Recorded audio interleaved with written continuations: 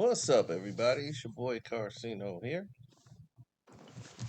Let's talk about it. Matt Ishiba. I hope I'm saying that right. Ishida or Shiba, right? Well, anyway, the owner of the Phoenix Suns declares they're not done. They're not done making improvements on the team. Not only are they not, finished making improvements on the team, it gets worse. He addressed the Isaiah Thomas situation, and he says Isaiah will always have, you know, a part of this team in the future moving forward, like some role, but never is he running the team or, making decisions on who should go and who should stay. They have their own staff, they have their own people that handle these things. But what he's looking at is a dynasty in Phoenix. That's what he wants to create. He wants to create a dynasty in Phoenix. He wants to compete for championships and is not trying to win one. He wants to create a dynasty that's going to be around forever. Like Golden State had, he wants that in Arizona. So this is the beginning. He didn't get in this to own an NBA basketball team just to write off some taxes and entertain friends. He became an owner to win.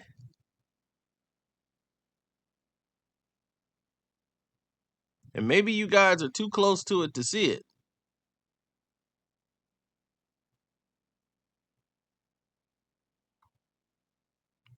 But one thing's for certain, two things for sure. If you get in the way of this process, where will you end up when it's all said and done?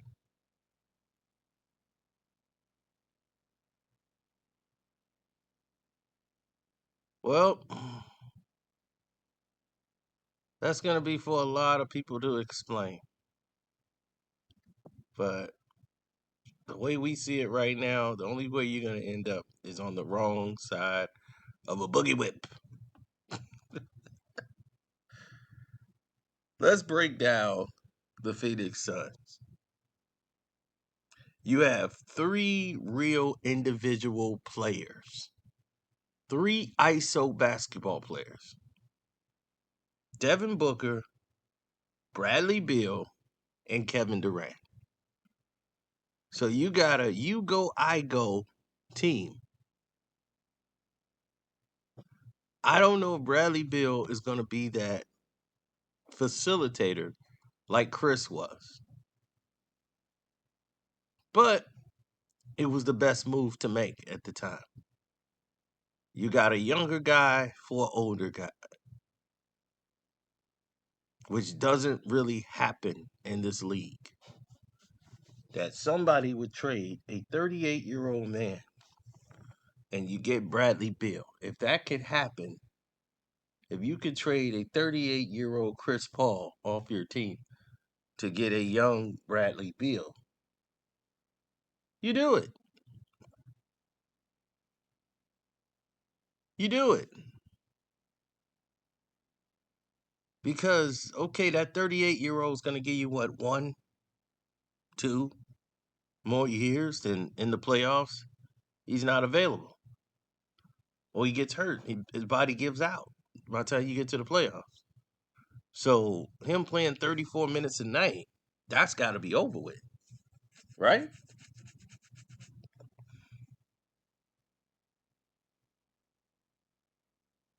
I'm just saying, right? Something's got to give. Now, let's look at what he's going to do to this team. You look at them and they're very top heavy right now. What made the Phoenix Suns successful wasn't their starting five, it's their bench. They had a bench that was playing defense and could score. Now you have a bench that's very inconsistent. They're not really proven. The core of that has been traded away to acquire these players. So you're not going to have a lot of room. So you're going to have to move Ayton at some point. Keeping Ayton, DeAndre Ayton, is going to make this even more complicated because DeAndre Ayton is going to be put under a microscope of we're trying to win now, big man, and we need you to do it.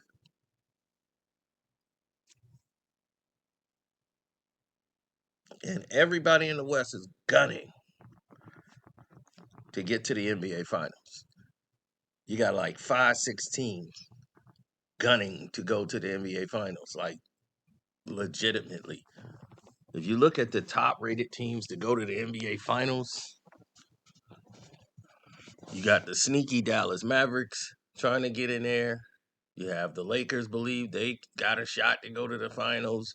You have the defending champion Denver Nuggets trying to go to the NBA Finals.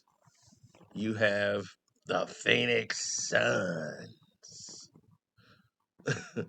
trying to get to an NBA Final in the Western Conference. And there's more. You got the Golden State Warriors who always think NBA Finals.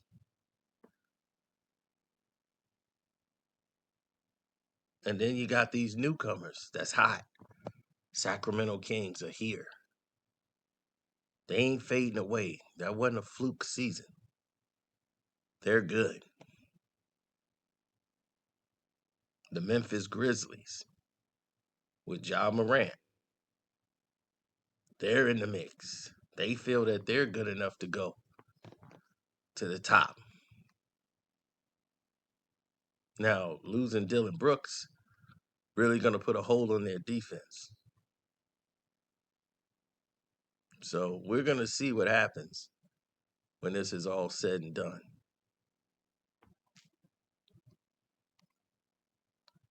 But as it stands right now, Matt isn't done.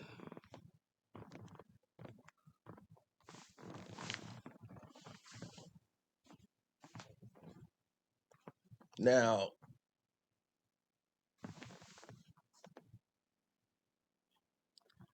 everyone says, well, what is Isaiah Thomas's role with the team? Why is Isaiah Thomas in the mix?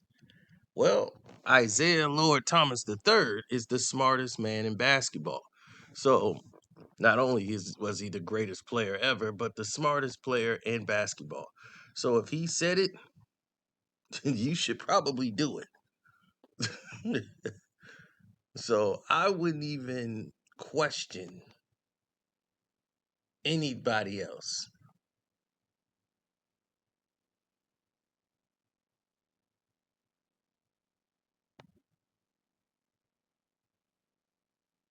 Well, it is what it is.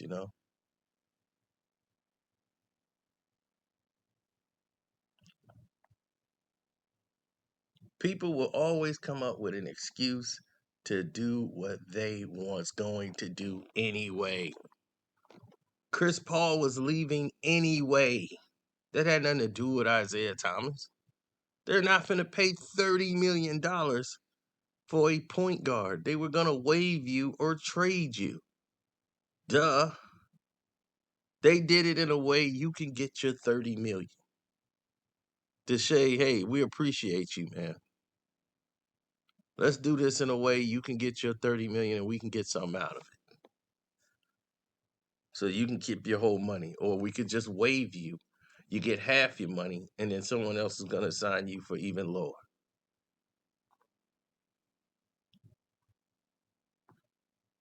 Do you wanna do it that way? So they called him in the office and did it a respectful way. The ownership did not have to do that for Chris Paul. Matt doesn't really know Chris Paul. That's not the guy that brought Chris there. When you have new change in management, leadership, there's gonna be a change of direction. This person don't know you, really. So he's gotta learn and know who his guys are. So all those built up years of loyalty goes down the drain. Seen it at the job I worked at. This dude kissed ass all year long, every day. Yeah, man. Hey, you heard what Jimmy said. Hey, Jimmy said, man, we gotta do this, man. Jimmy said to the one dude snapped on him one time, man, you ain't Jimmy. You are not the assistant manager, man. Stop telling me my job. So I mean, it kept going that way. Then Jimmy basically took another job somewhere else. They're like, Jimmy's leaving us in 2 weeks. Jimmy's got another job, high paying. He's, yeah, I'm looking for more stability with my family. This is a good opportunity for me. I'm gonna miss you guys. I'm gonna miss you too, Jimmy. Yeah. He's like, man, I'm gonna miss you too, man. Man, you were the one. So Jimmy shouted him out. Left. That guy's there. New management comes in. This guy was like, okay, well, I gotta kiss up to this guy. This guy's looking like, well, go do your job. Why you're not working? Why are you walking around telling people it's not your job? And he's like, well, I don't know Jimmy really. I'm kind of new here, trying to get to know everyone, but I see everyone else working, but you're not working. Why don't you focus on doing your job?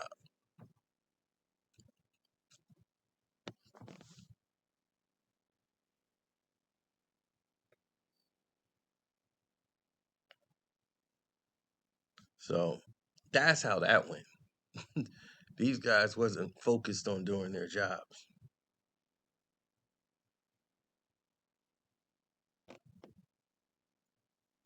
And the new management saw it.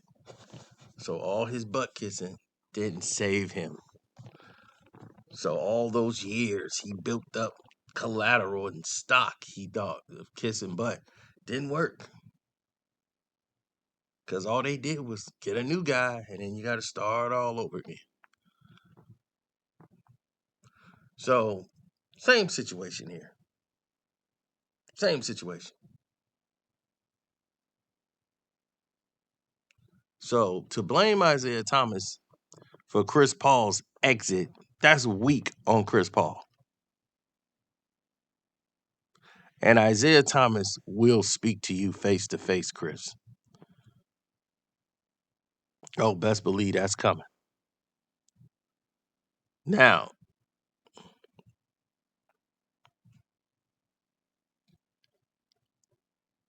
what else could I say?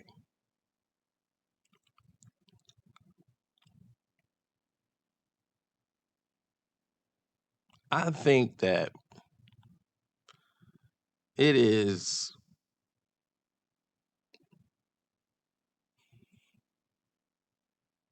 a great day in history when you have a certain player or a certain team or a certain way of life, you have a certain entity, something that's happening that it changes you, you know? It changes you forever. And for me,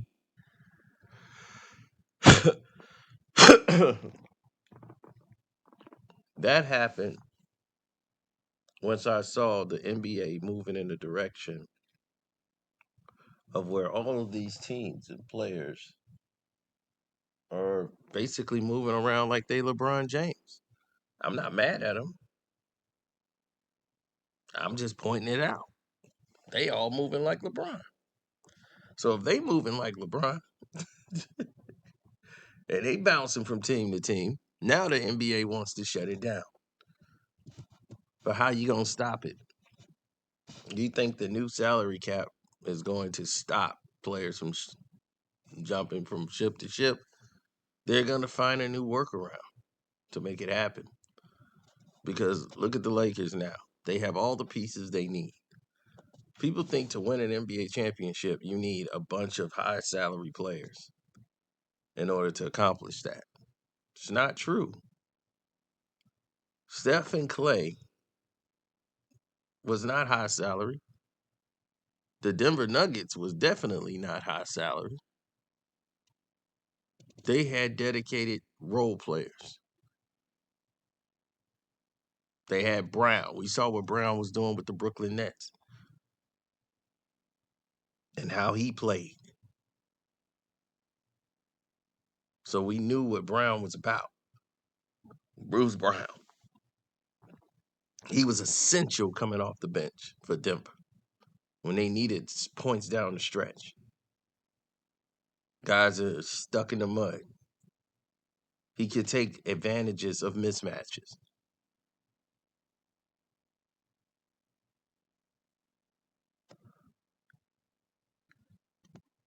Now, you have guys who are exceptional in the moment, and you have guys that fade in the light. And Matt wants to create a new era where the role players are essential. So knowing who those guys are, Isaiah Thomas, who pays attention to basketball, could give his guys some insight as to who's doing what, and they can go from there. But I appreciate that they're taking the effort and taking this very seriously when it comes to the fact that the fans want championships and that they're selling out to try to win, to compete.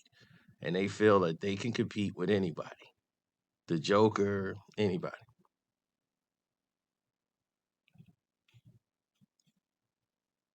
What about the East?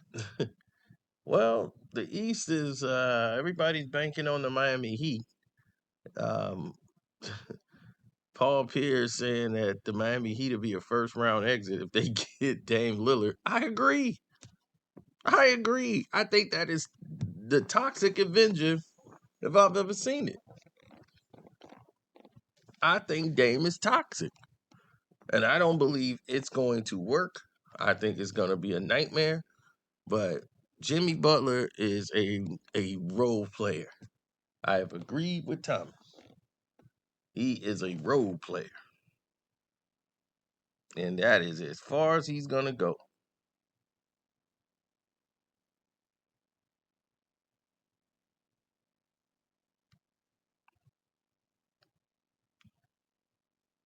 Yeah. Whenever a role player is doing that much,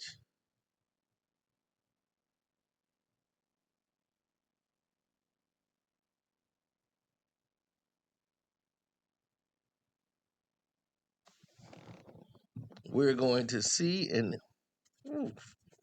we're going to see and we're going to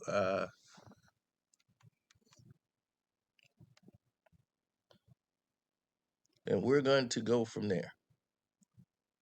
But as of right now, from the way I see it and the way it's transpiring, Matt is going to do everything possible to bring championships here. So don't even worry about it. I got to go. I just got a text message that's telling me I got to leave. So love, peace, and hair grease. It's your boy Carcino saying don't forget to follow Kwame Brown Bus Life and Kwame Brown Bus Life 2.0, One Crack News, Ticket TV. I'm out.